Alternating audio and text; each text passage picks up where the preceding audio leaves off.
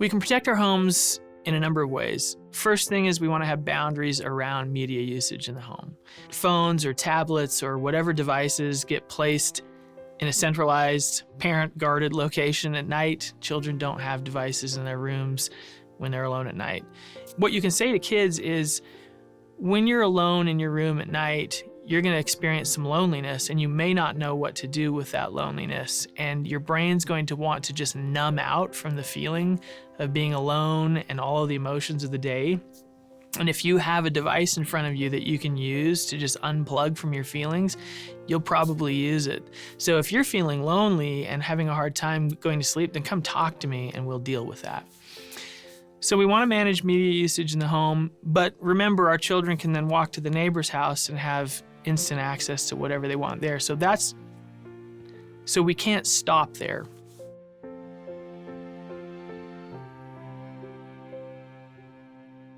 Technology has made it so easy for pornography and other unsavory things to just be delivered right into our hands, right into our laps. And so parents naturally work to control those limits with their kids. They may have the kids turn in the phones at night. They may have certain hours that they keep the computer on. The computer's in a public place, and those are all good. But as kids mature, they need to be able to learn to set those limits for themselves so that you have an experience where the parent is transferring the limiting from themselves when kids are early and young and learning how to use technology and different things to the child or the young adult themselves so that they can have the tools in their hands to be successful. We all need to limit different parts of our lives, and we have to be able to do it ourselves. Nobody wants, as an adult, to have somebody else telling us what to do.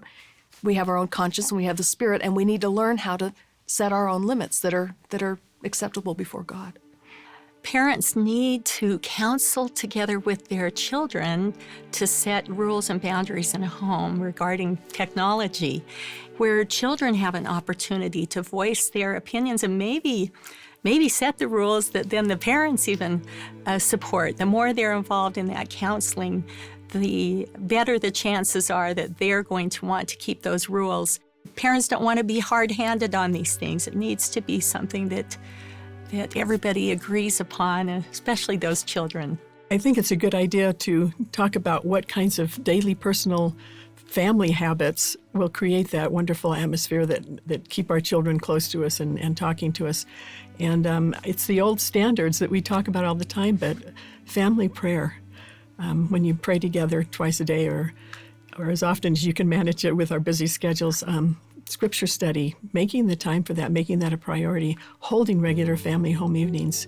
Those are going to be the best filters we have for our children to weed out the evil in the world and to recognize what's right and true and good, that iron rod that we need to hold on to. So let's not forget about those important things that sometimes are the Sunday school answers, but they keep being mentioned because they are important and they are what keep us grounded.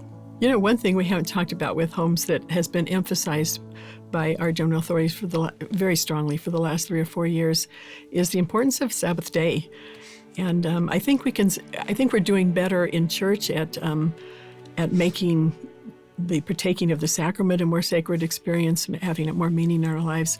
I think we can continue to do a better job to make the Sabbath-day a whole day of refuge in the home, of spirituality, of gospel discussions, of doing good things like family history work.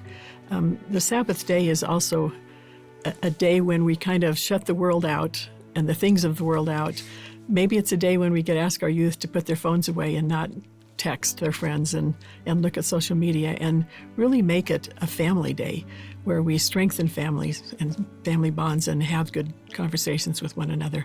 I think we've got some room for improvement there to make the Sabbath day a time to strengthen families.